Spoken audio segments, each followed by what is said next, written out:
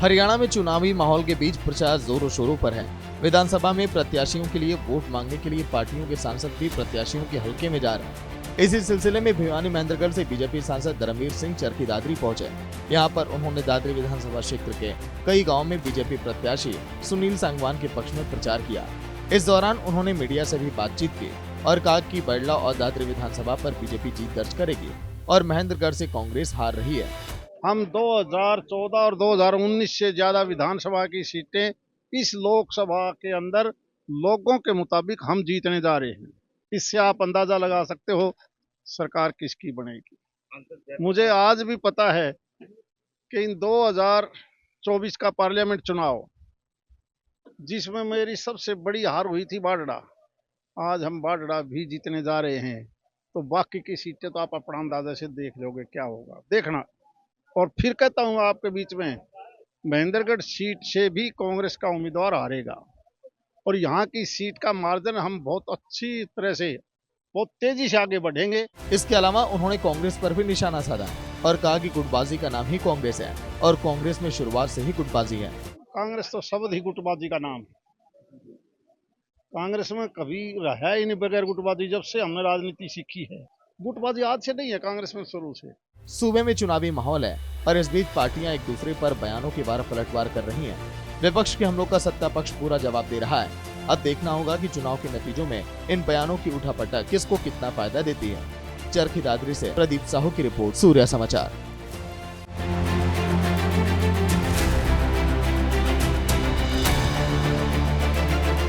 हरियाणा में चुनावी माहौल के बीच प्रचार जोरों शोरों पर है।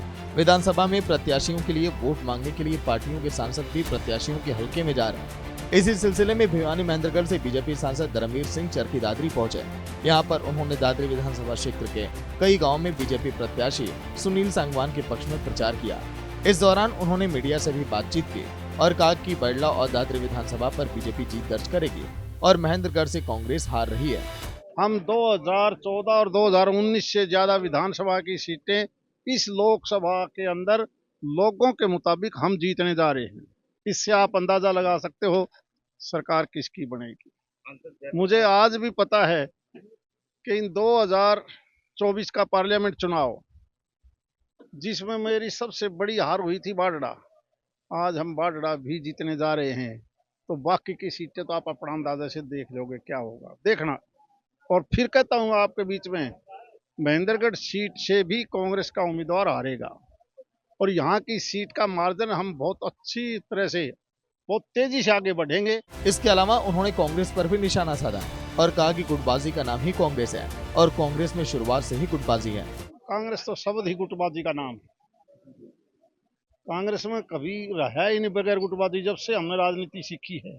गुटबाजी आज से नहीं है, कांग्रेस में शुरू से। सूबे में चुनावी माहौल है और इस बीच पार्टियां एक दूसरे पर बयानों की बार पलटवार कर रही हैं। विपक्ष के हमलों का सत्ता पक्ष पूरा जवाब दे रहा है। अब देखना होगा कि चुनाव के नतीजों में इन बयानों की उठापटक किसको कितना फायदा देती है। चरखी दादरी से प्रदीप साहू की रिपोर्ट, सूर्या समाचार।